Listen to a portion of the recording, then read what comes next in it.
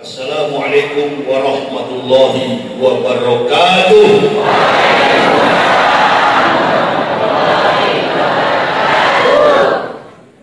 Alhamdulillah. Alhamdulillahillazi arsadal ukula ila tauhid wa hadaha wa awduha ila tawahdaniyati wa jallaha wa aqtala bibarrohil haq subhal batin. Ashhadu an la ilaha illallah wahdahu la syarika lah, syahadatan man arafa mana wa amila zahiran wa batinan bimuqtadaha. Wa asyhadu anna sayyidana Muhammadan abduhu wa rasuluhu allazi bil haq aulana. Allahumma fasholli wa sallim ala imamil abrar wal muqarribin sayyidina wa maulana Muhammadin wa ala alihi wa sahbihi al-ansar wal muhajirin wa alaina ma'ahu birahmatika ya arhamar rahimin. Wa qala Allah ta'ala fil kitabil azizil karim, a'udzu billahi minasy syaithanir rajim, bismillahirrahmanirrahim. Wa ma ubari'u nafsi inna nafsa la amaratun bisu'i illa ma rahima rabbi inna rabbi ghafurur rahim. Ibu bapak saudara-saudara rahimakumullah yang kami hormati, kami muliakan, para alim, para ulama, tokoh-tokoh masyarakat, cerdik pandai, imam rawatib, dan yang kami cintai, kami banggakan, ma'asyiral muslimin wal muslimah, Badan Kemakmuran Masjid Al-Muttaqin Desa Koto Penambahan Kabupaten Kampar Provinsi Riau. Puja dan puji syukur sama-sama kita panjatkan kehadiran Allah Subhanahu wa Ta'ala atas segala limpah nikmat dan ridha-Nya jual. Ibu bapak, saudara-saudaraku dan saya bisa bertatap muka, bersuah, bersilaturahmi dalam momentum pelaksanaan tabligh akbar ukhuwah Islamiyah. Salawat dan taslim tak henti-hentinya kita haturkan keharimaan Nabiullah baginda Rasulullah Muhammad sallallahu alaihi wasallam. Allahumma sholli wa sallim wa barik alaihi. Dalam pertemuan semacam ini, alhamdulillah, atas nikmat kurnia dari Allah, kami sekeluarga, istri dan anak boleh tiba di sini dari Pasir Pangarayan. Kurang lebih 5 hari kami berkeliling sampai ke daerah Vietnam Selatan, Mahato. Lembah, naik ke gunung, turun lembah, jalan berliku-liku.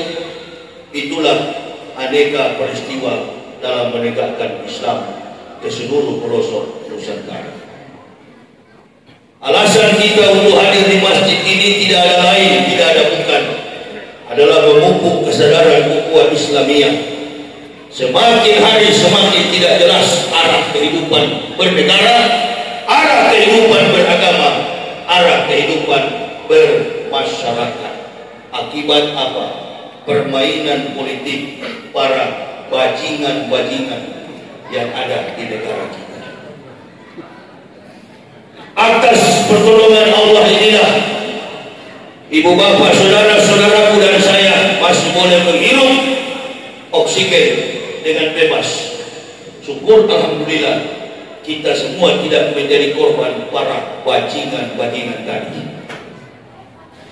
Jejak langkah peristiwa perjalanan Islam di tahun 2020 sampai tahun 2021 masih membekas.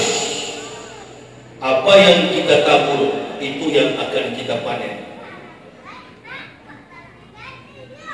Apa yang kita perbuat itu yang kita akan petik. Menabur kebaikan, kita akan menuai kebaikan. Menabur kejahatan, kita akan menuai kejahatan.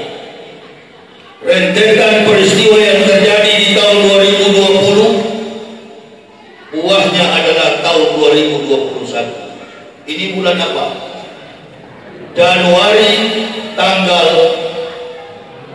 16. Belum separuh perjalanan dalam bulan ini kita sudah melihat beberapa peristiwa ma'asabah bimusibatin illa bi'idnillah. Allah turunkan musibah beberapa hari yang silam. Maskapai Sriwijaya Air jatuh di perairan Kepulauan Seribu.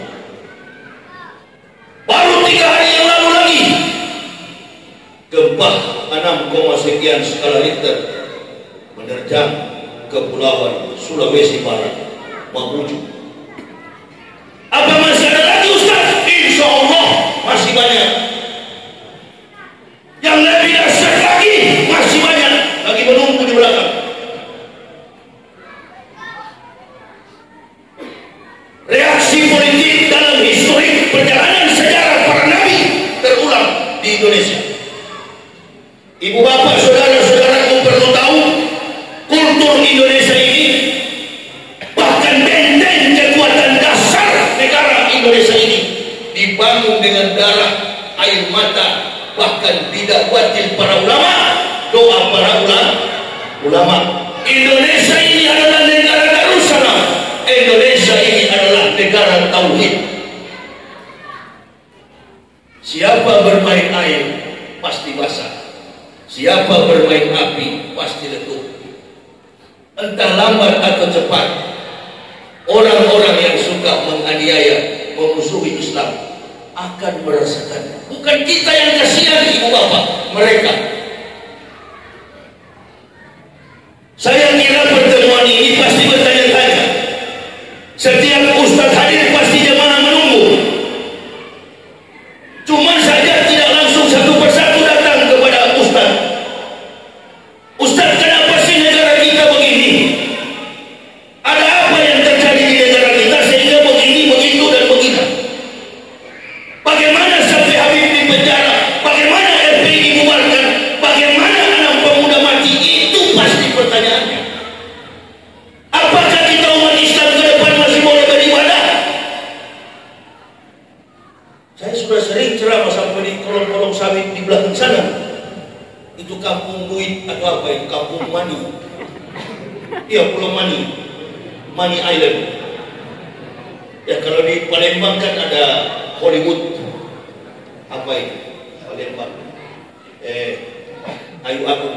Jadi kalau mau ke Hollywood nggak usah ke Amerika, ke Palembang. Kalau mau ke Pulau Mani, Mani Island, nggak usah ke Prancis, langsung ke sini aja di belakang sawit sini. Saya sering ceramah sampai ke kolong-kolong sawit, kolong-kolong karet di belakang sana. Allahu Akbar. Sepatu saya itu sudah terpampang di jembatan. Sekarang nggak boleh. Pak Kades ini kalau sampai ketahuan, kemana dia? Di gaspol ente Pak Kades. Berani sekali kau undang Yahya Waloni. Tidak boleh. Kenapa? Alasannya obat Covid. Jangan berkerumun kalau bukan pendukung Jokowi dan Maruf. Itu undang-undangnya. Kalau antum paksakan diri, antum akan didesak di pengadilan. Pasalnya obat Covid. Seperti yang dialami Habibana, jatuh pada pasal obat Covid. Kalau betul itu protokol kesehatan, minimal 30 yang tewas besok pagi. Coba lihat nanti. Kalau betul ada obat Covid, physical distance, social distancing, droplets. Ini saya bicara begini, droplet saya terpancar semua ini. Kalau saya kena obat Covid, Allahu Akbar. Saya ada kopi dingin. Covid-19, kopi dingin 19 gelas. Itulah kata saya, kopinya 19 siang, 19 malam. Kopi dingin. Itu yang setiap saat saya minum. Tidak bisa lagi dipercaya sebagai protokol kesehatan.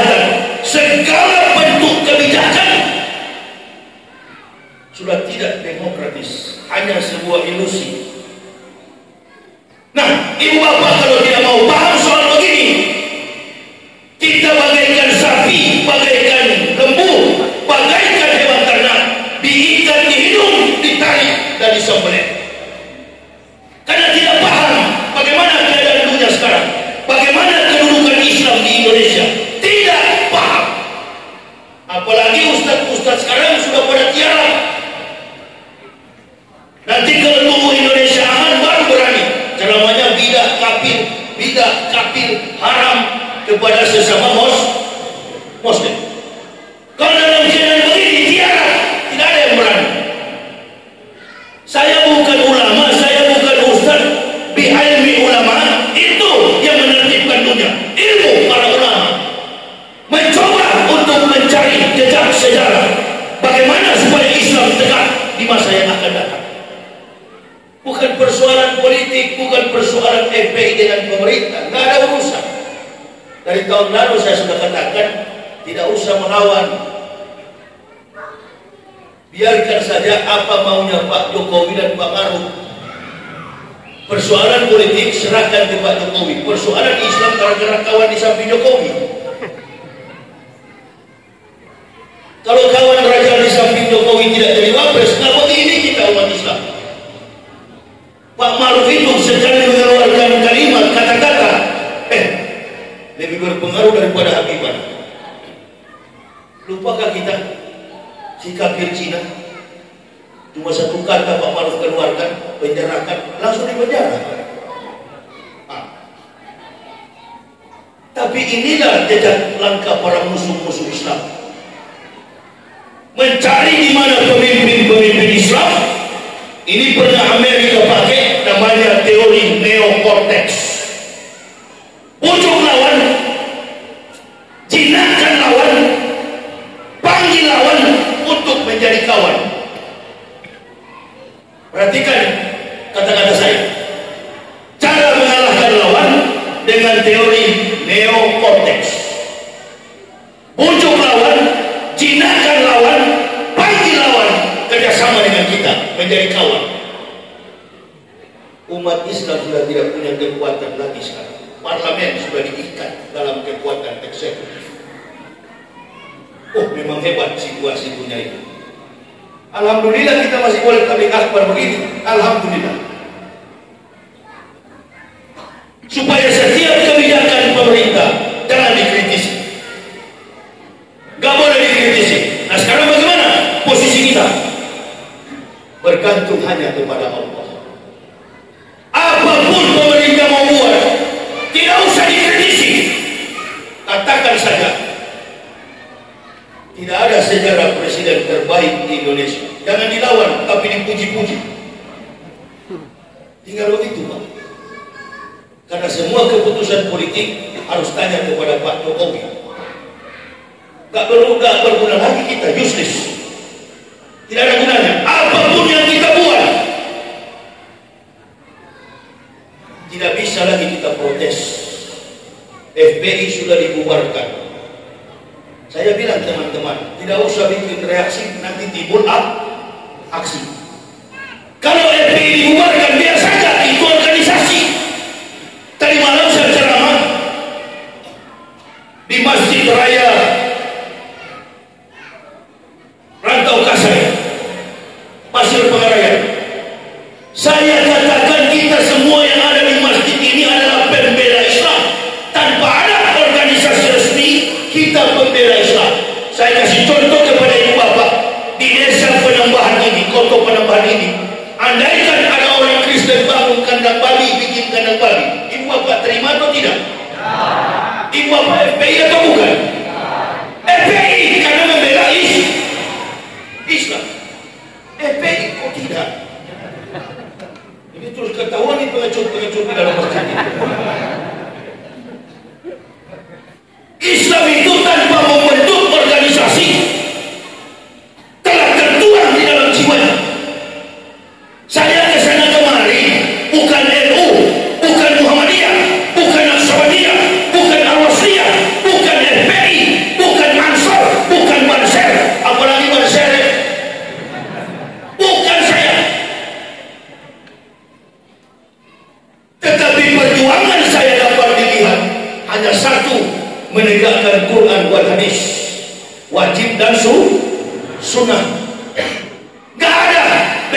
dari organisasi Islam manapun, anti dikawal, anti disopir.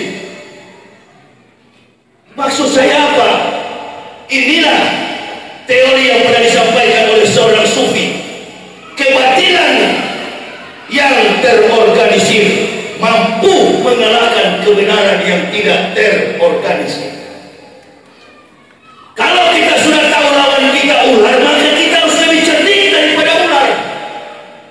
Kalau kita tahu lawan kita harimau, maka kita harus lebih puas daripada harimau. Kalau lawan kita singa, maka kita harus lebih ganas daripada singa. Kalau lawan kita serigala, kita harus lebih licik daripada serigala. Saya dari dulu tidak pernah membawahi organisasi Islam, tapi di mana-mana orang masuk Islam dan umat Islam bersatu.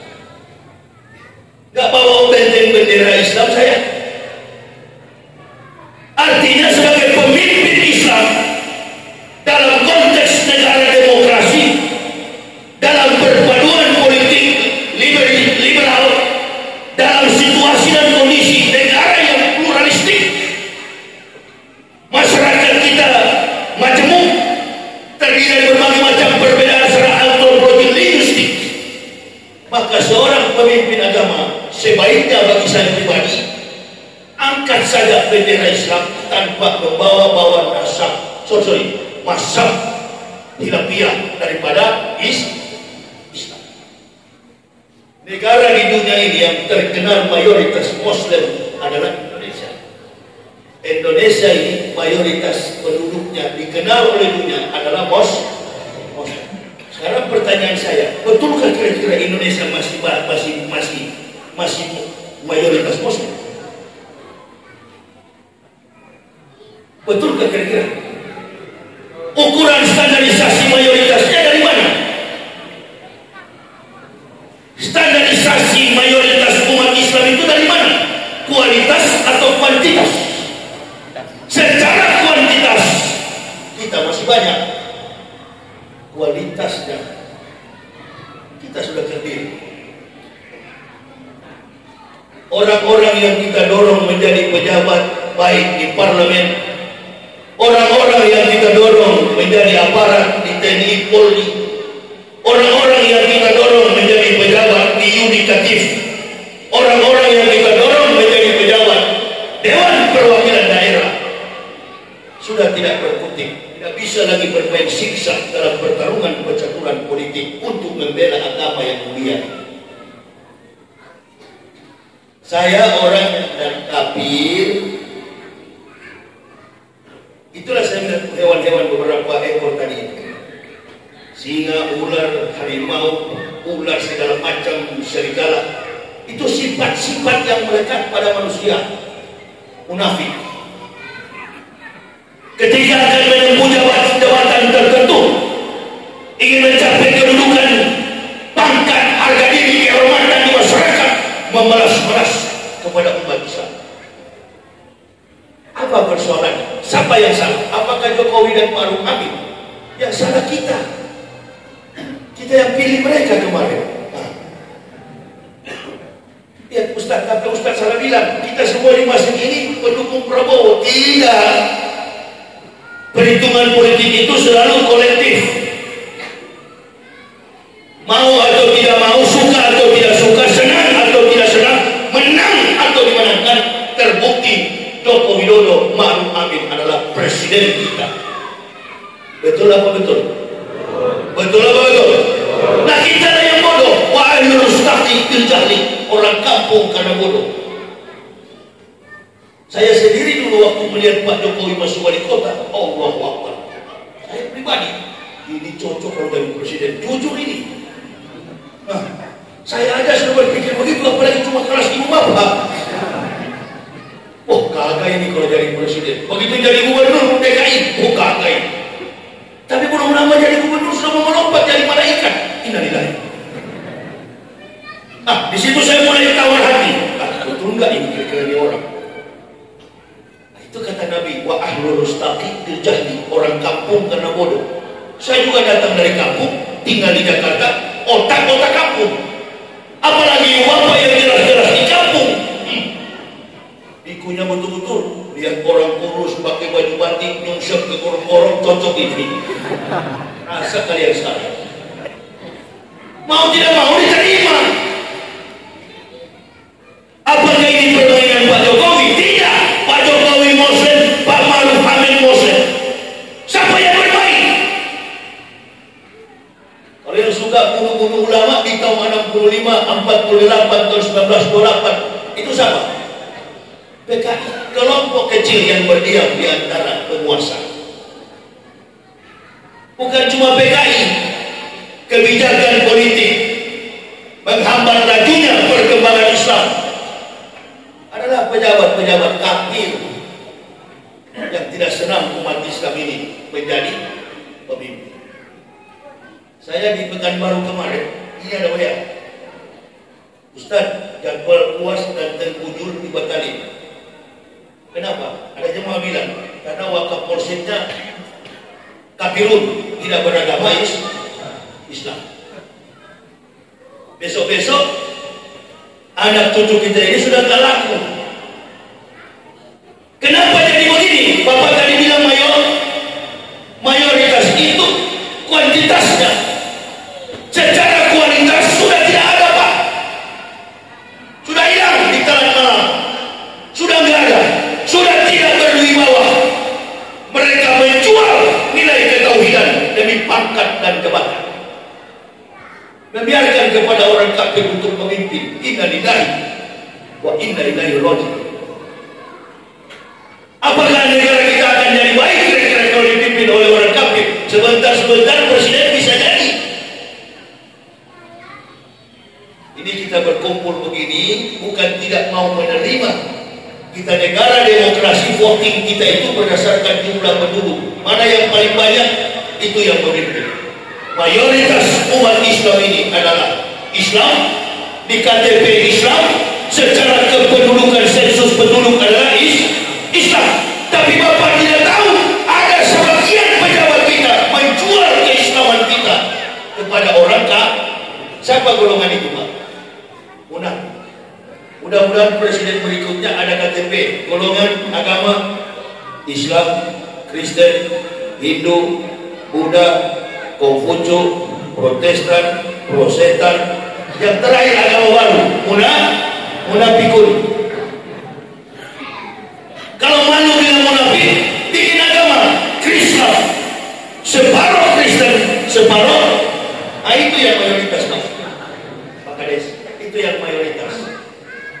Itu yang mayoritas. Bisa jadi di dalam masjid ini ada itu dia, cuma pura-pura dia. Mampus kau.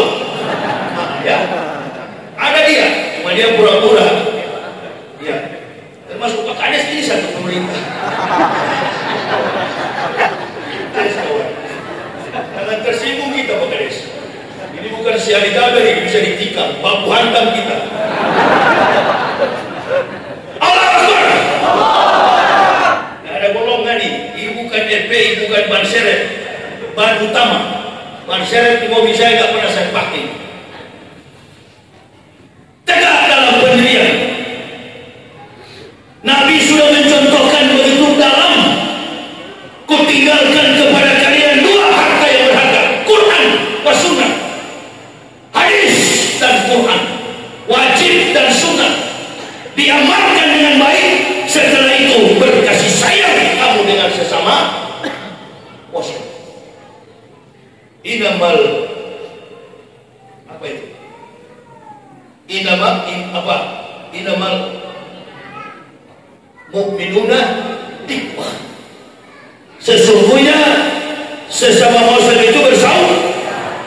Asyam alal kufar, keras dengan kafir. Keras dengan orang kafir bukan berarti ketemu kafir ayo kita berkelahi, bukan.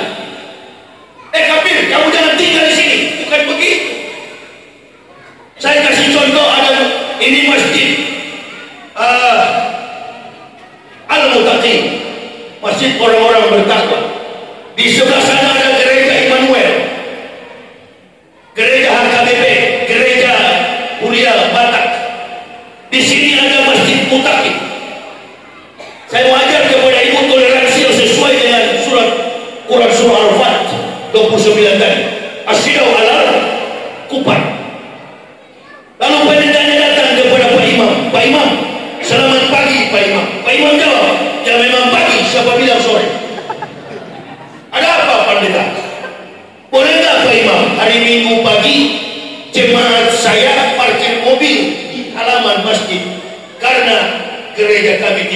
parkiran. Sebagai Muslim kita terima atau tidak? Tolak atau tidak? Tolak atau tidak? Hah? Jangan. Mobil jemaatnya diparkir di halaman masjid, boleh atau tidak? Yang bilang tidak, itulah pemahaman yang tidak Islam. Kalau hanya untuk parkir silakan pendeta. Kami doakan juga jangan cuma mobil ente punya jemaah yang diparkir, besok-besok antum juga parkir di belakang imam. Sunat sholat 5 waktu masuk Islam.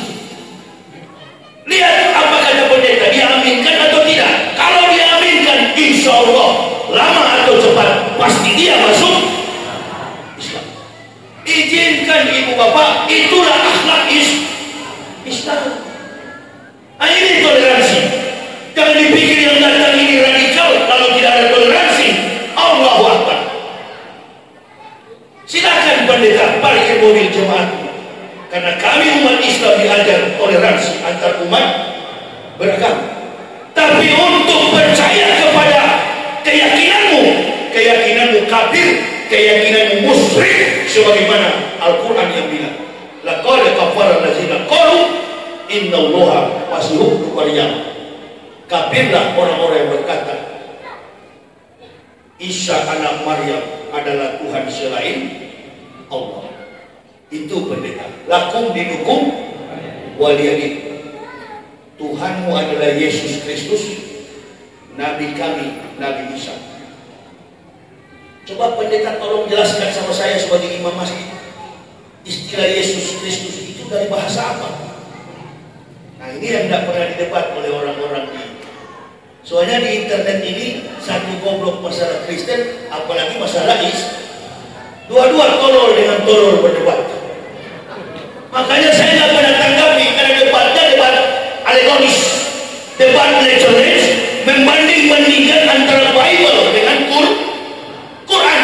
Quran ini nggak bisa dijadikan sebagai kitab perbandingan agama, apalagi ayat-ayatnya dijadikan alat perbandingan. Ini nggak bisa dibanding, ini ditafsir secara historik, kritis, tematis, sistematis, kontekstualis, teologis, dan rasional. Ini Al-Quran, wahyu, apokalipsis, diturunkan berdasarkan jejak sejarah. No history, no truth, no theory, no science. Tidak ada sejarah, maka tidak ada kebenaran. Tidak ada kebenaran, mustahil ada teori. Dan tidak ada teori, sudah dapat dipastikan tidak ada ilmu pengetahuan. Saya buktikan apa yang saya bilang. Antum kenal Nabi Muhammad dari mana? Dari Al-Quran, dari teori. Ada anak muda di Pekanbaru sini bilang, Ustaz, di rumah saya ada Injil asli punya bapak saya. Oh, kaget juga saya. Saya perhatikan ini anak injak di tanah atau setidaknya anak ini. Nah, jangan-jangan malaikat. Terus saya tanya sama ini anak, bapakmu kapan dia ketemu Nabi Isa? Tidak Ustaz, ada Injil asli di rumah bapak saya. Bahasa apa deh? Ya bahasa Indonesia. Innalillahi. Nabi Isa tidak sampai ke Indonesia deh. Nabi Isa ini seputar Nazaret, Yerusalem, Yudea, sampai ke utara Yerusalem, Mesir, Kairo. Cuma sampai di situ jalannya Nabi Isa, nggak sampai ke Indonesia. Begitu juga Rasulullah Muhammad Sallallahu Alaihi Wasallam. Kok bisa jadi ada Injil asli di rumah kamu? Boleh nggak saya pinjam? Bahasa apa deh? Bahasa Indonesia. Oh, yang saya mau cari bahasa Ibrani. Bahasa Hebreu, bahasanya Nabi Isa. Bahasa Arab, bahasanya Nabi Ibrahim. Sampai botak tuh kepala pendeta, sampai botak juga profesor Kristen dan Islam, baik yang ada di UI maupun yang ada di sekolah tinggi teologi. Sorry, bukan teologi kalau sekarang, teologi. Sampai botak kepala seorang profesor tidak akan mampu membuktikan Injil yang asli. Secara manuskrip, dalam konteks teori, Injil itu tidak pernah dalam bentuk kitab. Injil itu tersusun berdasarkan wahyu yang diterima oleh Nabi kita Muhammad Sallallahu Alaihi Wasallam. Saya bicara dengan pelan dulu ya. Injil itu kitab yang bercerita tentang Nabi siapa? Aku tanya lagi Bapak, jujur saya mau tanya. Injil itu bercerita tentang Nabi siapa? Injil itu tentang Nabi siapa? Nabi siapa? Isa. Nabi Isa orang Kristen atau Islam? Islam. Jangan munafik ah, selama ini Bapak Ibu hubung-hubungkan Isa dengan Kristen kok. Jangan pelin-pelan dalam beragama. Berarti dari dulu sudah salah nggak kita memahami Islam ini? Siapa sebenarnya kita yang malam ini, yang duduk di bawahnya ini sekarang ini? Nabi Isa itu adalah Nabi umat Islam.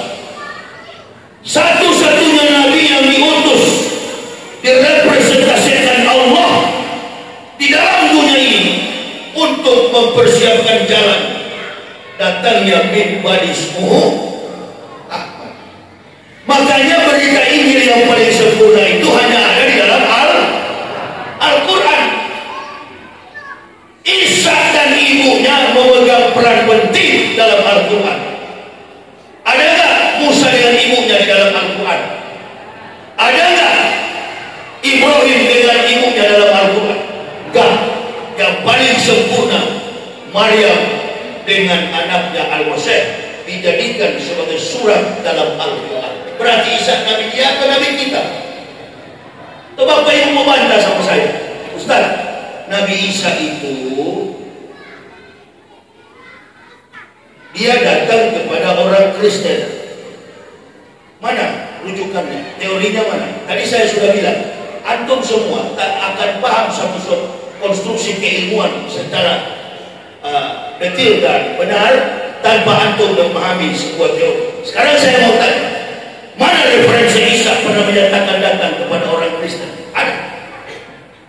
Nabi Isa dalam Al-Quran, bahkan di dalam Bible, Isa berkata di dalam Bible Matius 15 ayat 24, saya diutus, kata Al-Masih, kata Yesus, hanya kepada domba-domba yang sesat dari Bani Israel. Dan Isa berkata dalam Quran surah, sama begitu juga. Wa isqala Isa ibn Maryam, ya Bani Israel, inni Rasulullah ilaikum musaddiqan lima. Ingatlah ketika Isa anak Maryam berkata, hai Bani Israel, saya adalah Rasulullah yang diutus di tengah-tengah kamu untuk menggenapkan kitab sebelumnya. Akan datang seorang Rasul min bani ismuhu Ahmad, Nabi Muhammad. Dari dua Nabi inilah yang tertulis dalam Al-Quran. Siapa yang memutarbalikkan fakta ini? Ahlul kitab, ahli kitab. Ada ulama-ulama di dalam Islam yang ikut-ikutan, sama dengan di periode Jokowi ini. Asalkan dibayar, rela untuk menyesatkan umat. Kendati mengaku balik bukan Vespa putih di kepala, masuk ke gereja, nyanyi lagu gereja, jago bahasa Arab lalu mengaku sebagai mubalik, pintar bahasa Arab, jago menyebut Quran dengan balaghahnya, pintar menyebut hadis, bahkan bersarang ratusan puluhan hadis diucapkan sebagai tameng kekuatan untuk menutupi kebohongan politik. Lebih baik ibu bapak belajar kepada ahli zikir daripada ahli ilmu. Saya pertama kali masuk Islam, guru saya di Kalimantan bilang begini sama saya, Pak Yahya, di Islam itu ada yang disebut Lauhul Mahfuz. Ruang keilmuan dalam Islam itu luas. Saya ketombe ini karena terlalu pintar dan ketombe jadi banyak, susah mandi. Sini ibu-ibu, kalau mau sebentar foto-fotoku kasih ketombe kali. Kalau mau cari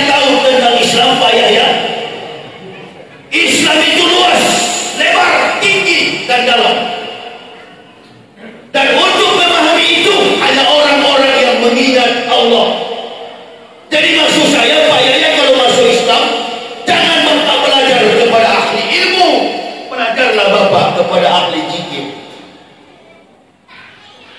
Pak Maruf ini kurang apa ilmu Islam? Si munafikun tadi itu kurang apa ilmu Islam? Hah? Banyak lagi yang di seberang sana. Sampai ada gonta ganti Menteri Agama sekarang ini untuk mengurus Islam saja. Semakin kau ganggu Islam, semakin kau cubit-cubit, kau robek-robek Islam, tunggu saja, semakin dahsyat musibah yang akan menimpa di negeri. Allahu Akbar. Ganggu terus Islam, terus kau ganggu Islam ini, umatnya tidak akan mungkin melawan. Jamaah jangan melawan ya. Justru kalau antum melawan, Allah tidak akan bekerja. Coba lihat kalau kita nggak demo-demo, cuma malaikat yang kecil, saya dikasih tahu, Ustaz, kami lagi utus malaikat paling kecil di Ars. Yang mana? Malaikat masih kekanak-kanakan main apa ini? Kelereng di Sulawesi Barat. Belum yang diutus yang remaja punya, belum yang dewasa punya, belum yang tuanya punya. Rata Indonesia ini. Ini cucu Nabi kau sembunyi dalam penjara dengan air mata dia berdiam. Sampai saya dengan sakit itu hari. Saya ibu bapak bukan dari darah Islam. Saya bukan dari keturunan orang Islam. Tapi saya malu menyebut Nabi Muhammad, nama beliau.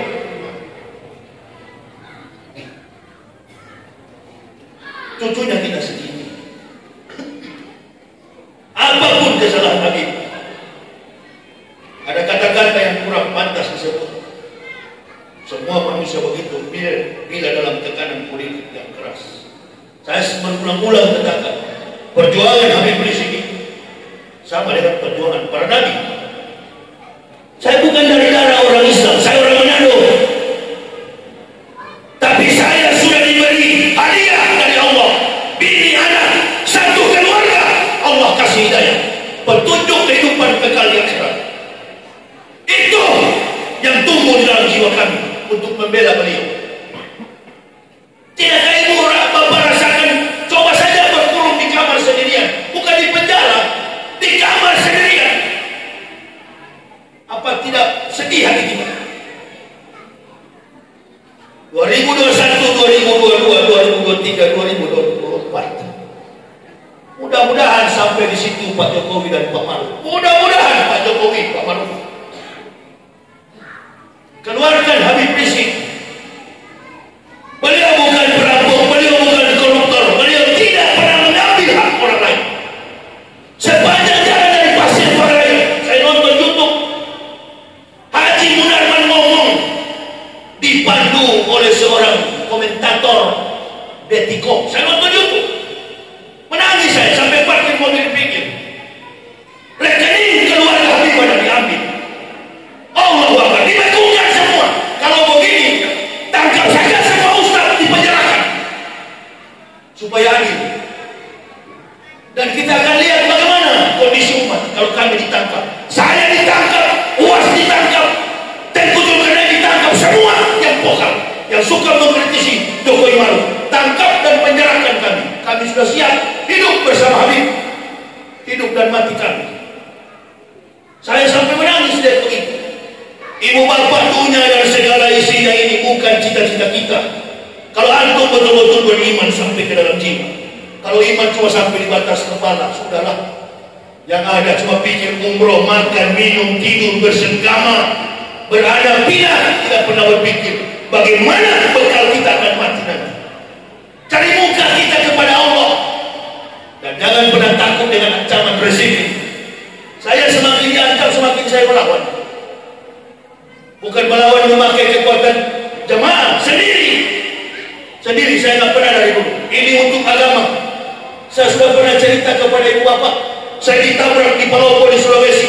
Orang kafir tabrak mobil saya, terlempar dia, masuk ke rumah sakit, gaib. Ini istri saya lagi. Pagi-paginya saya antar ke bandara dia. Kau pulang duluan karena dia mau melahirkan. Biar saya yang jalan sendiri. pergi ke Tanah Toraja berdakwah. Sampai di sana ditabrak orang saya. Pulang dari ceramah jam 1 malam. Begitu ditabrak, masuk rumah sakit. Anak muda, jahit 82 jahitan. Di dalam rumah sakit dia ngomong, waktu saya tabrak Ustaz, di dalam mobil Ustaz itu banyak sekali orang tua-tua berjubah putih di dalam mobil. Saya bilang, tidak ada, cuma saya sendiri. Saya nggak pernah pakai sopir, saya nggak pernah pakai pengawal. Paling gampang kalau mau bunuh saya, Pak Kades. Apapun kalau tersinggung sama saya, kita bertuhan dari luar sana nanti. Maksud saya begini Pak Kades, sebagai pemimpin Islam, mari kita bersandar kepada Allah. Itu kalau pemimpin politik boleh kita memperalat massa dengan kekuatan argumen untuk bertarung secara politis. Tapi ini bukan barang politik, ini hukum vertikal, mengadu kepada Allah. Jangan jadi seperti Ibrahim, sudah siap malam dengan Allah, bergaul dengan Allah, sujud menyembah kepada Allah. Dalam Quran surah Al-Baqarah 260, Ibrahim pernah meragukan kekuatan Allah. Ya Allah ya Rabbi, kaifa tuhyil mautah? Bagaimana ya Allah engkau bangunkan orang makhluk yang sudah mati? Kata Allah, hei Ibrahim, siap malam kau berteman dengan saya, siap malam engkau ada dengan saya, sujud menyembah kepadaku. Masihkah engkau ragu Ibrahim? Kata Ibrahim, bukan begitu ya Allah, saya ingin supaya keyakinan makin kuat kepadaku. Kata Allah, im, lah baik ya Allah, ente cari 4 model burung im. Karena teman begitu kalau cara panggilnya. Pak Kades namanya siapa? Pak Rul. Pak Kades namanya Sahrul. Kalau sudah berteman sama saya, ente panggil sama saya, ya. Anak panggil sama antum, Kades, Rul. Antum ambil 4 burung Rul. Kata Allah Ibrahim, ambil 4 model burung, cincang-cincang mereka, darahnya kau campur di dalam loyang, bulu-bulunya pun, dagingnya pun campur aduk jadi satu. Setelah itu Ibrahim letakkan di 4 bukit yang berbeda-beda. Lalu kau panggil mereka Ibrahim. Sudah dicincang. Nggak percaya saya baca di Al-Baqarah 260. Ini bukan cerita komik. Ini bukan cerita Butong Pai. Ini bukan cerita kungfu Cina. Ini bukan cerita silat Indonesia. Ini adalah kebenaran Al-Quran. Ibrahim letakkan, panggil Ibrahim. Dalam waktu detik, tidak sampai menit, panggil Ibrahim. Datanglah Pak Kades. Burung tadi dalam keadaan utuh, menangis Ibrahim. Apa maksud saya Pak? Bersakit-sakit dahulu, berakit-rakit dahulu, berenang-renang ke tepian, bersakit-sakit dahulu, bersenam-senam dahulu. Ditimpa kemalangan bagaimanapun kita, ditimpa ujian bagaimanapun kita, selagi kita masih beriman kepada Allah, lama atau cepat, insya Allah kemenangan akan kita raih.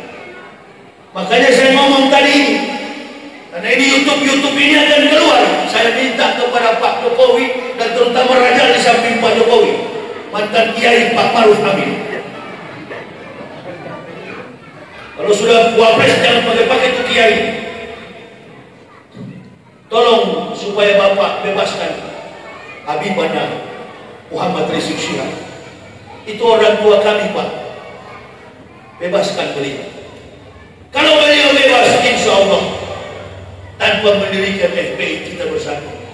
Karena kalau beliau tidak bebas, Bapak percaya lebih besar akan datang di belakang kita ini. Nanti kita lihat kalau nggak percaya. Saya pernah ngomong di ceramah di Medan, di pantai selatan Jawa akan ada 9,9 liter. Ada yang maki-maki saya. Mana betul, mana pun terjadi, mana memang terjadi betul. Habis karena pantai selatan Jawa. Nah ini juga di Palu pernah saya bilang, di Lombok sana pernah saya bilang juga begitu terjadi. ceramah di Pekanbaru, di kota Pekanbaru. 1-2 hari ini akan ada gempa. Ini tahun 2021 ini adalah tahun petik daripada 2020. Nanam padi 3 bulan lalu, petiknya 3 bulan depan. Kemarin di ujungnya masih ada masalah kematian anak pemuda. Itu baru tumbuh tunasnya. Buahnya mana? Tunggu Komnas HAM. Apa Komnas HAM ini berani atau tidak? Kalau Komnas HAM kalah, aduh, ini yang sangat bahaya sekali. Ke depan sana lebih besar. Karena kalau manusia sudah tidak adil, kalau manusia sudah tidak bisa menunjukkan kebaikan, Allah yang akan tunjukkan kebaikannya. Dalam bentuk apa? Musibah. Mungkin bukan 6 skala Richter, Pak Kades. Tapi yakinlah kalian di Sumatera ini, gak bakal tersentuh. Insya Allah. Mulai dari Lampung, Jambi, Palembang, Islamnya sampai ke Negara Aceh Darussalam. Insya Allah masih asli. Amin ya Allah ya Rabbal. Nah, mau percaya dia. Inilah Pak Kades, wajah daripada Islam di Indonesia. Sudah dibilang begitu lama sekali dia respon. Dia kayak heran ini. Ini ke orang dari Kristen, dari kafir masuk Islam bisa ceramah begini. Ya saya nggak bisa mungkin ya. Saya aja masih ragu-ragu dengan Islam, nggak percaya saya kalau Pak Yahya percaya betul kepada Islam. Antum yang bahlul jangan samakan dengan saya. Antum yang tidak beriman betul-betul jangan samakan dengan saya. Antum mau lihat orang beriman, lihatlah perjalanan dakwahnya. Sudah hampir 15 tahun kami berdakwah. Tuh ada istri saya di belakang, tanya.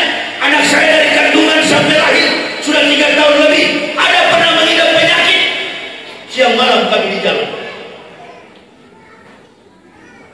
Bahkan anak saya itu kalau pas tempat luas begini, tambur rambut semua di kurang-kurang ini. Aktif sekali anak saya. Sampai ada jemaah bilang, Ustaz ini imunisasi. Gak pernah kami kenal imunisasi. Apalagi sekarang ini.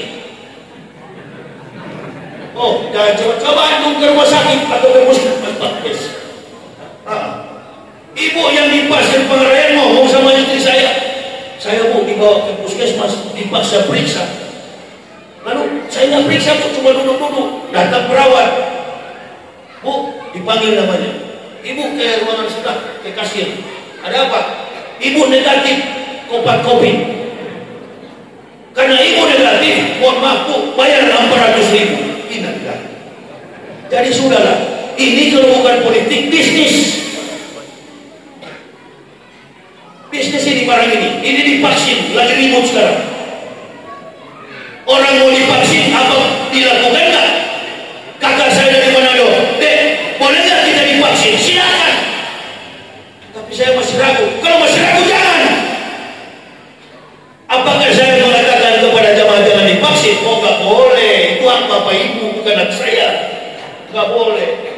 Terkait dengan konteks bernegara, beda kita. Nggak boleh saya masuk ke situ. Paham kira-kira? Supaya di bandingan-bandingan ini tahu bahwa kami para ustaz tahu konsep bernegara. Itu urusan ibu bapak, itu urusan horizontal. Urusan vertikal baru sama saya. Di mana hadisnya Ustaz? Begini, Rasulullah pernah pergi ke Madinah. Madinah itu sarangnya orang-orang Ansor, tempatnya, basisnya Ansor. Pemuda-pemuda Ansor sedang memanen anggur. Datang Rasul SAW. Ini buah kenapa kalian potong-potong? Padahal anggur itu dicangkok. Kata salah satu petani anggur, ya Rasul, kita cangkok karena dari sinilah anggur ini berbuah, hasilnya pun besar di setiap tahun. Kata Rasulullah, jangan dicangkok. Sudah beginilah bentuk yang diturunkan Allah. Karena Rasul yang bicara, pemuda Ansor ikut. Tahun depan begitu panen merosot. Mereka datangi Rasulullah. Ya Rasul, tahun ini kami panen anggur kami merosot, menurun drastis. Kenapa? Karena tidak dicangkok. Rasul larang. Kata Rasulullah, ikutilah aku yang berkaitan dengan hukum-hukum syariat. Lakukan apa yang kamu tahu yang tidak ada dalam hukum syariat. Sekelas Nabi Muhammad rendah hati mau mendengar. Jadi kalau tidak berkaitan dengan akidah, Silakan ibu bapak tanya kepada Kades atau tanya kepada Satgas Covid. Kalau nggak divaksin ibu bapak denda 5 juta. Nah, mau itu? Kalau denda 5 juta lebih baik beli motor bebek atau pupuk sawit. Disuruh suntik, disuruh apa itu vaksin, boleh. Nah, ini ada Pak Kades. Saya sebagai penceramah mubalik cuma memberikan saran, Pak Kades, kalau jamaah saya ini akan divaksin, berikan contoh vaksin yang sama, jangan beda mereknya, jangan suntiknya pun sama. Petugas Covid dulu divaksin.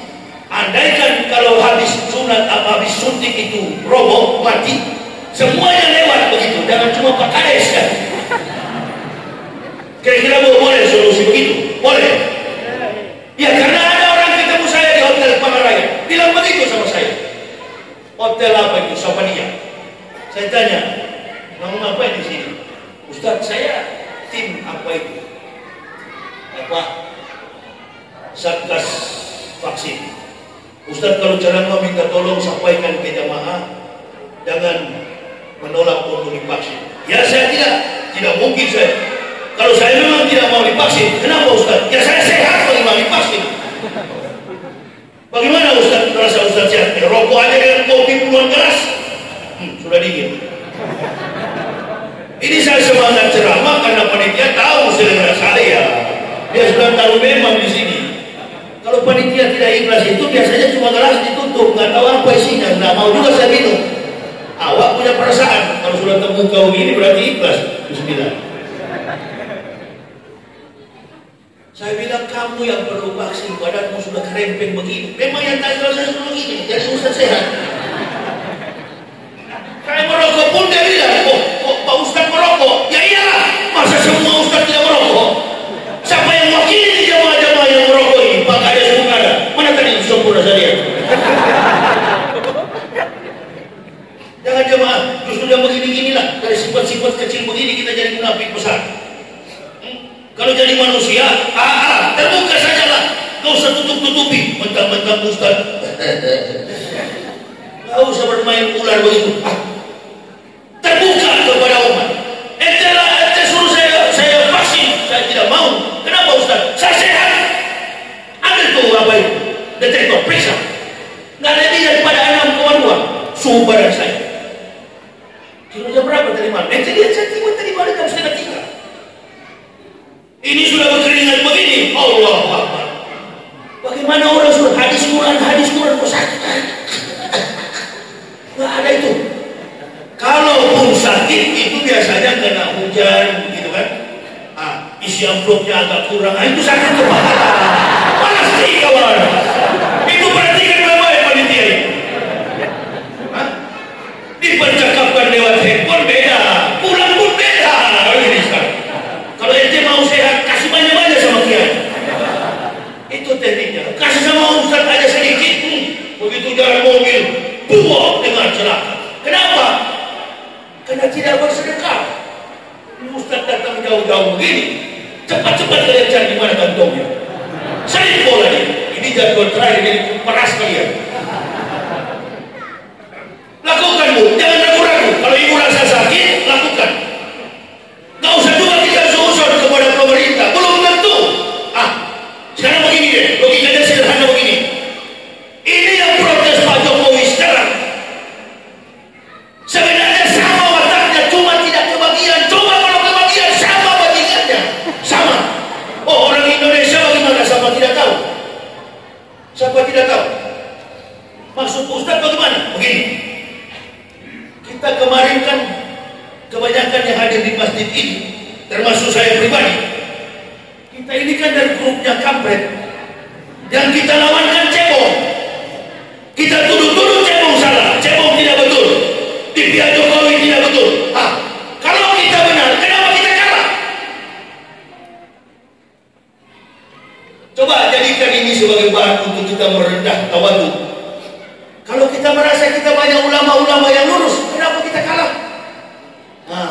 Ayo, Allah lebih tahu. Allah bikulli syai'in alim. Sesungguhnya Allah Maha mengetahui segala sesuatu. Jangan sampai Bapak cuma karena kebencian politik sampai 2024, bahkan sampai saat ini kita diadu domba terus. Polisi tentara di luar sana bukan musuh kita. Pak Kepala Desa sebagai seorang pemerintahan yang ada di desa, kecamatan, kabupaten, provinsi, semua kita bersaudara dan tidak menutup kemungkinan aparat di luar sana, siapa tahu adik kita, siapa tahu kakak kita, tetangga kita, om kita, anak kita, cucu kita. Wah, mau kita diadu domba? Perhatikan baik-baik. Gus Nur ditangkap, Maher ditangkap, bahkan Habibana kumpul di satu ruangan. Gus Nur hadir sholat maghrib, Habibana juga memimpin sholat. Yang menangkap dari makmum, yang ditangkap dari imam. Yang tepuk tangan siapa? Yang tepuk tangan siapa? Iblis dan kafir. Mari kita berkokoh ukhuwah Islam. Allah Subhanahu wa Ta'ala sedang menguji umat Islam di Indonesia. Kenapa? Karena sudah terlalu banyak ajaran Islam yang tidak murni. Bukan lagi mengajarkan orang untuk mencintai Allah dan Rasul, tapi bagaimana mencintai seorang penceramah, seorang figur. Saya sering dengar itu. Kadang-kadang saya mampir dengan istri, ada ustaz bicara mic-nya sampai 15. Di sini mic, di sini mic, di sini mic, di sini juga ada mic dari atas ke bawah begini. Jenggotnya minta ampun sampai di dada, sampai di perut.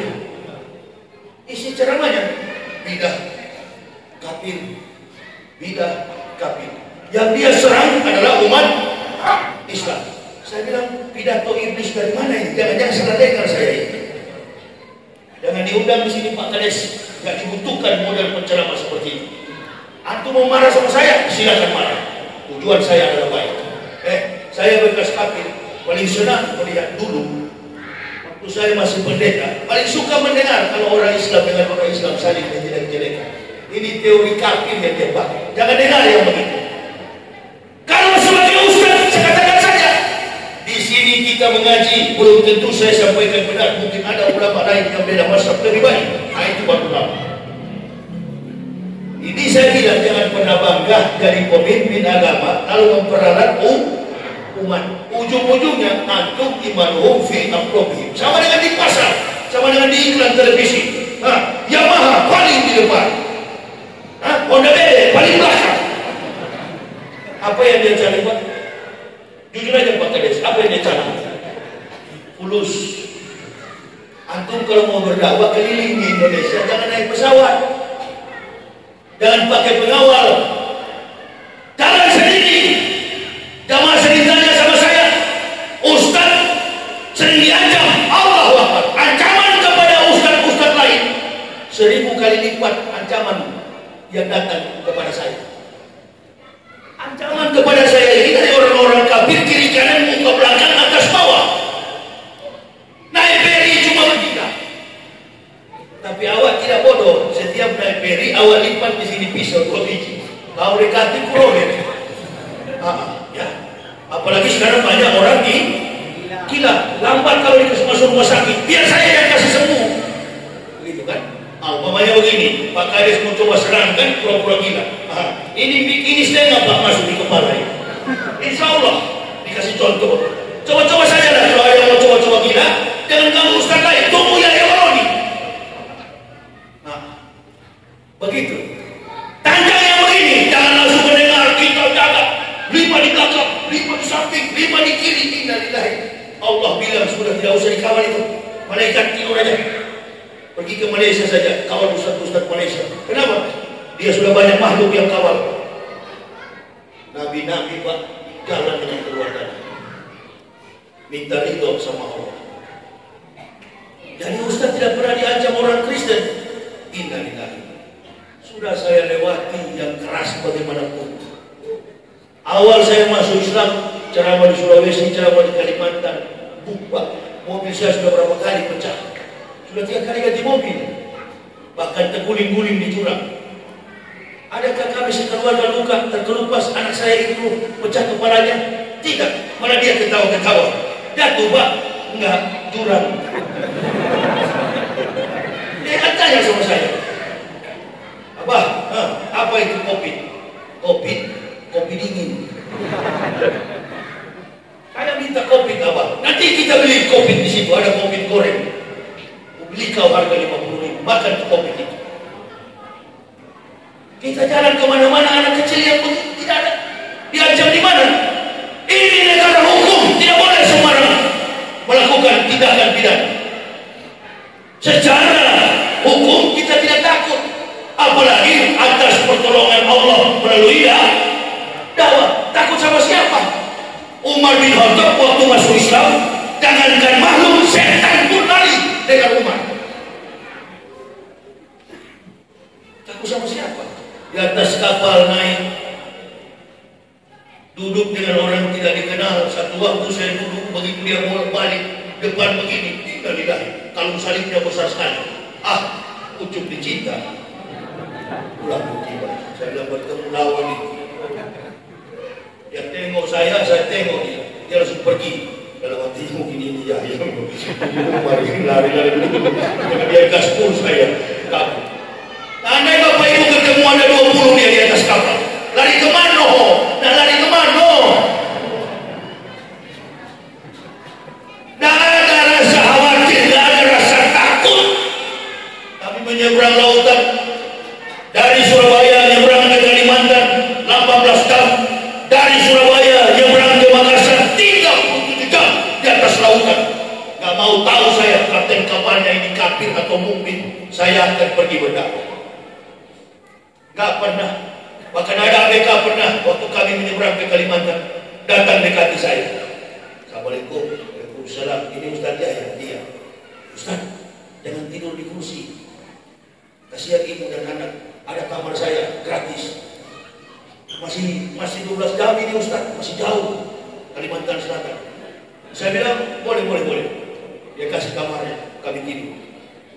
Di dalam kamar dia ngomong, kapten kapal ini dan chief officernya ini Kristen Ustaz, orang Manado.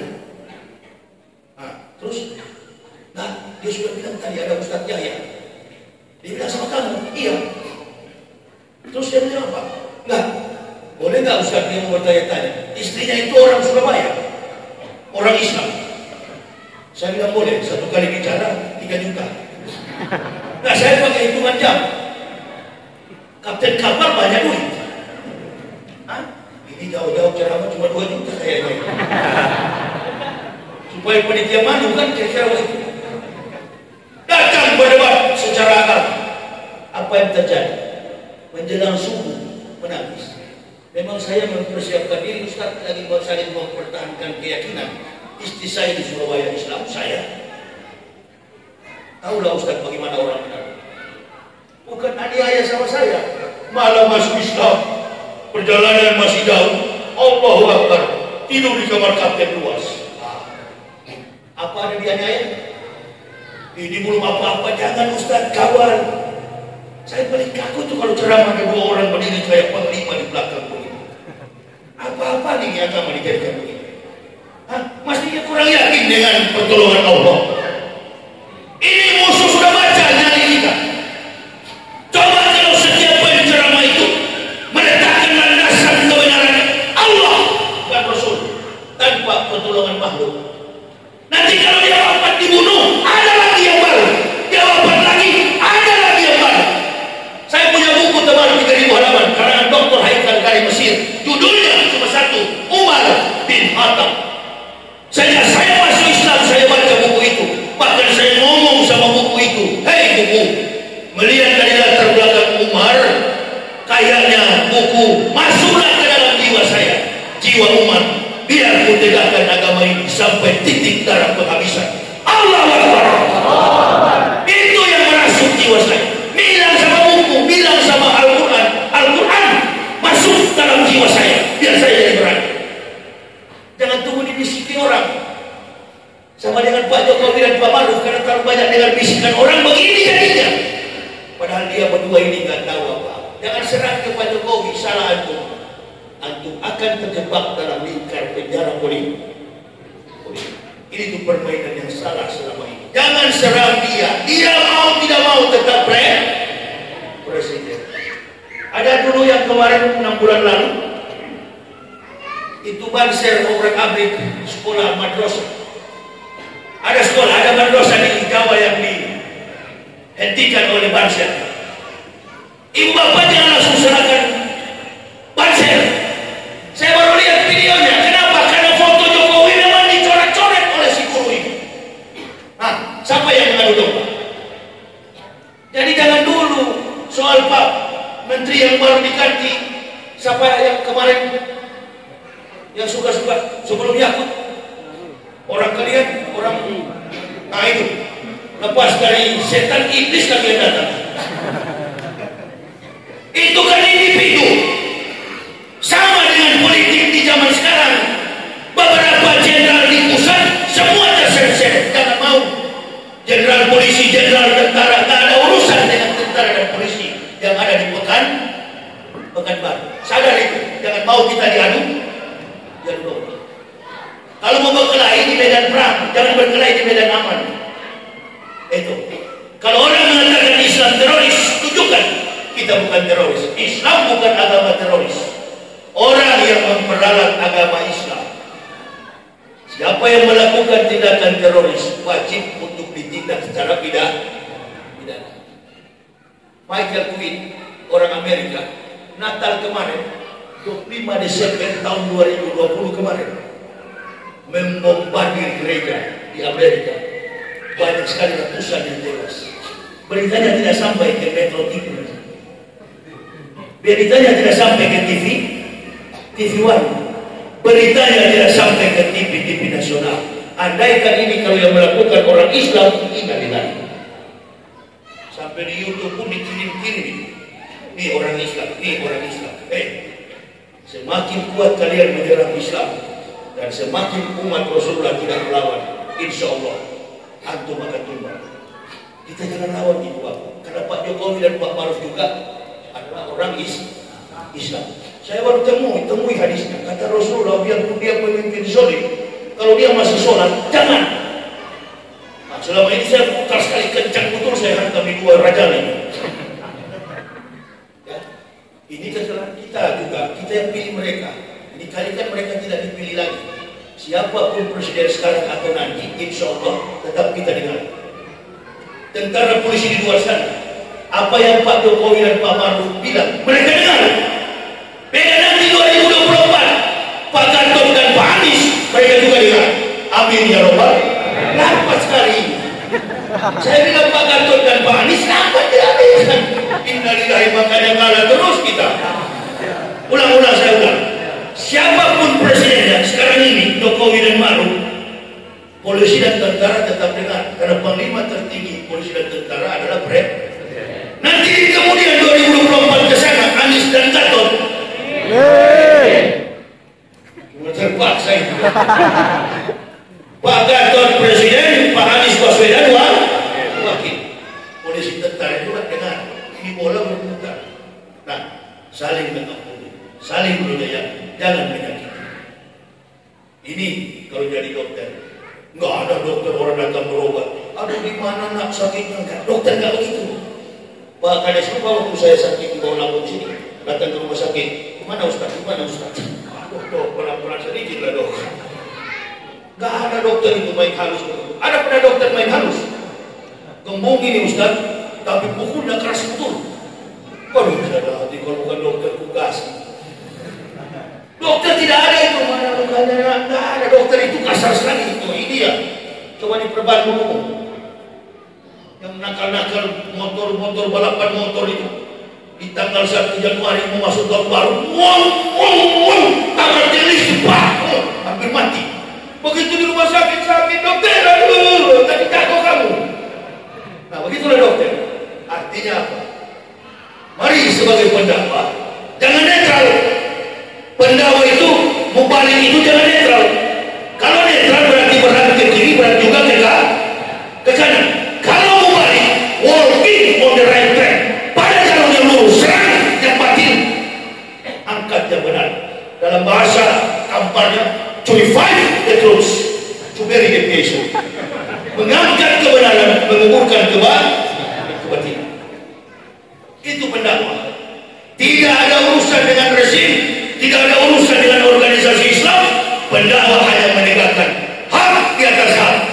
hadir di atas batil. Patahkan yang batil, kuburkan yang batil, angkat yang benar. Itulah tipe daripada pendakwah. Alhamdulillah, sampai hari ini anak tidak pernah bawa bendera organisasi. Yang anak bawa adalah bendera La ilaha illallah Muhammad Rasulullah. Itu pun dibakar benderanya oleh orang Kristen atau oleh orang Islam? Oleh orang Kristen atau orang Islam? Orang Islam. Kenapa orang Islam bakar? Kenapa dia bakar? Ini cari tahu oleh berdakwah. Saya berdakwah sampai ke Pulau Jawa sana. Kemarin dari Malang keliling masjid-masjid, yang jaga juga pakai baret piring begini loreng. Pasir yang jaga, nggak ada langsung. Malah saya lewat langsung siap. Waalaikumsalam Kiai, waalaikumsalam. Jangan jaga gereja, siap. Nggak ada saya langsung ditonjok atau dibubarkan, enggak.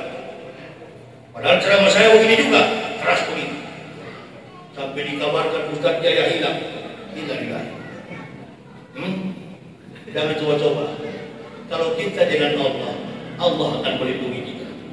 Tapi kalau kita pakai kekuatan makhluk tak mampu melindungi kita. Di atas langit masih ada langit. Inilah perjuangan Islam. Mudah-mudahan Pak Maruf dan Pak Jokowi didatangi malaikat di malam hari, bangunkan Pak Jokowi, bibi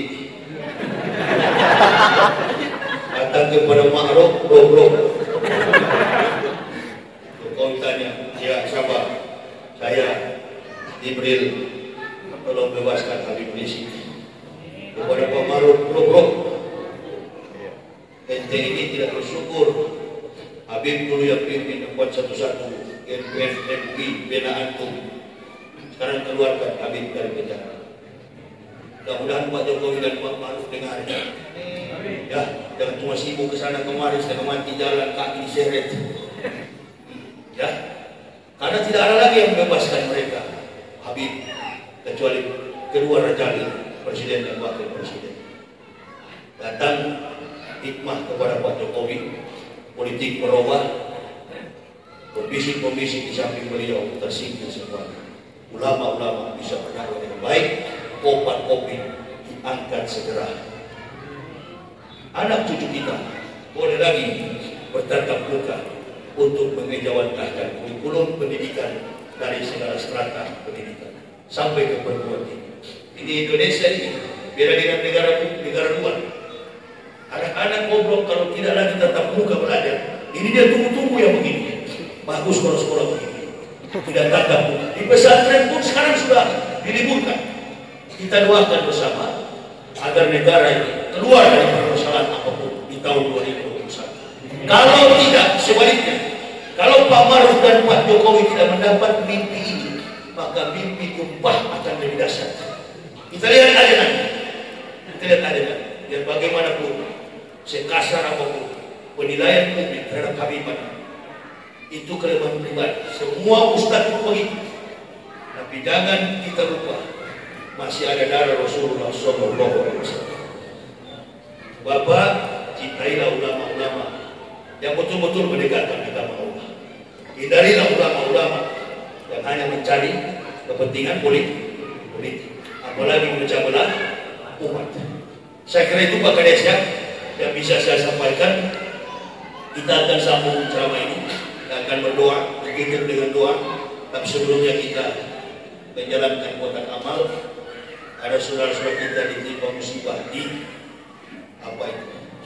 Kepulauan Riau. Saya datang dengan anak-anak ini. Mari kita berikan infak yang terbaik untuk saudara kita yang ada di Kepulauan Riau, sambil kita berselawat kepada Nabi kita Muhammad SAW.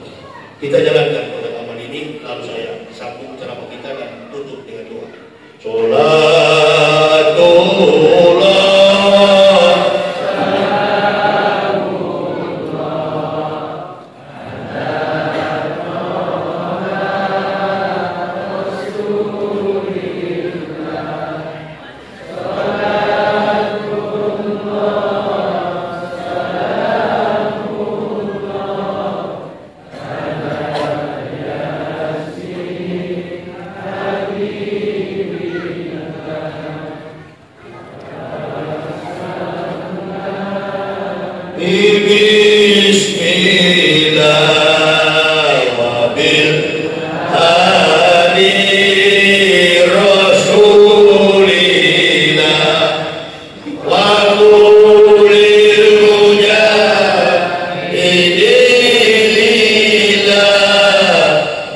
ahlil bari ya Allah ilahi syahidil ummah minal ahwati wa nibah wa min hami wa min ummah bi ahlil bari ya Allah sallallahu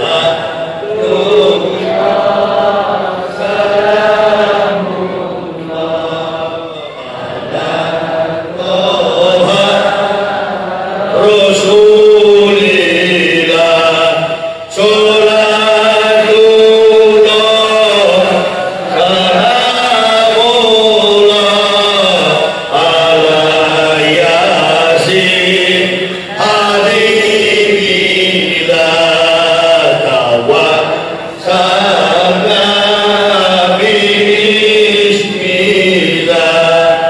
wa bil hadi Rasulillah wa kulil mujahidina bi ahlil bari ya Allah. Alhamdulillah, Ibu Bapak saudara-saudara rahimakumullah, telah kita berikan infak untuk saudara-saudara kita yang ada di Kepulauan Riau. Saya setelah ini akan menuju ke Palembang, Lampung dan Brebes, Jawa Tengah. Kemudian insya Allah Februari akan kembali lagi ke Provinsi Riau. Bahkan tadi ada yang mengundang dari Tanah Karo. Saya bilang waktunya sudah mepet, saya harus datang ke Kampar. Mudah-mudahan di lain waktu umur panjang. Saya mencoba nanti di bulan suci Ramadan kita jumpa lagi Pak Kades. Ramadan tahun lalu saya di Sulawesi, Makassar. Dan Ramadan ini saya usahakan untuk keliling tarawih di Riau. Mudah-mudahan masjid ini bisa diselenggarakan nuzul Quran. Asal sound sistemnya ini lagi. Insyaallah kita ungkapkan, menguak rasa diturunkannya kitab-kitab samawi supaya kita paham tentang semua nabi. Yang saya kira kita jumpa, doakan saya Ibu Bapak supaya kita sehat-sehat selalu, terutama saya pribadi tetap kuat dalam menegakkan agama ini. Saya akan keliling Sumatera Barat dan Riau untuk bulan suci Ramadan. Setiap tarawih kita berjamaah. Tapi kalau boleh jangan 20 rakaat lah, 8 rakaat saja Pak. Ya tidak usah panjang-panjang lalu cepat-cepat seperti kilat. Orang belum berapa sudah naik lagi. 8 rakaat itu yang paling afdal, insya Allah. Kalau memang juga pemanas kalau 20. Ya saya memang begitu orangnya. Kalau tidak suka itu the point. Nggak ada pakai putar-putar segala macam. Nggak bisa bahasa begitu. Saya backgroundnya filsafat, jadi kalau AA, BB, nggak pernah berubah jadi C. Sampai ke liang kubur tetap A, kalau dari sekarang A. Apalagi sudah meludah, nggak boleh ditarik kembali. Dari awal saya tidak pernah pakai masker, sampai sekarang biar waktu mati tidak mau saya pakai masker. Jangan tanda kau tembak mati sekaligus saya tidak akan pakai masker. Kalau istri saya pakai, kau pakai aja, saya nggak mau. Karena kita ke surga nggak waktu dukung, beda-beda kita. Gitu, ya. Bisa ikuti aja Pak, pakai aja masker, supaya bisa naik kapal. Tetap naik, yakinlah naik kemarin di BM.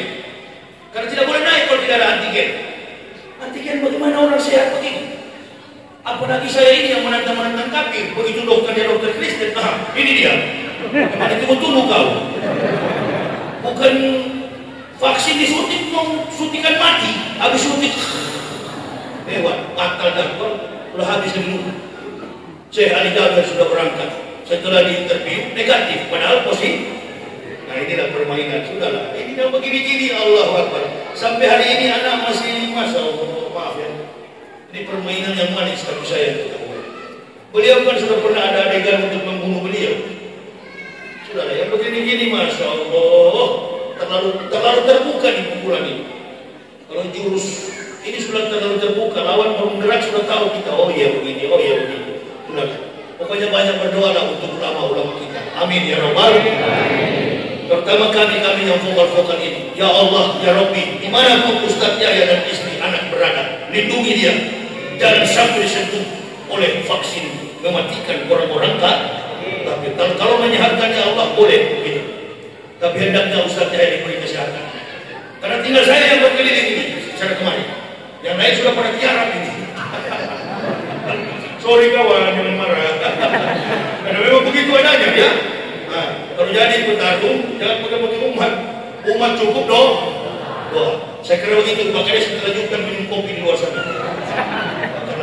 Ya, ibu bapak, sampai di sini apa yang saya sampaikan, insya Allah, belum mengantur banyak kali, masih begini-gini seperti ikan di kolam ya. Oh berarti masih sehat ini. Insya Allah kita jumpa Ramadan ya. Dan Pak Kades ya, Tuan ambil Pak Kades, bikin sepeduknya lagi, kantong di jembatan. Langsung dipanggil ke polisi beliau ini. Lolos awak. Insya Allah Bu, doakan saya umur panjang, bulan 4 Ramadan kita jumpa lagi. Saya nggak bisa dilarang kalau ceramah ini, nggak bisa dilarang karena saya tidak ada muatan politis. Justru saya mencari jalan supaya bertikai berdamai. Amin ya Rabbal. Amin. Ras tapi enak. Nah, kira-kira begitu ya. Saya kira itu yang bisa sampaikan. Terima kasih atas perhatiannya. Mohon maaf atas segala kekurangan kami. Usikum wa nafsi bitaqwallah. La ilaha illa huwa 'alallahi falyatawakkalul mu'minun. Assalamualaikum warahmatullahi wabarakatuh.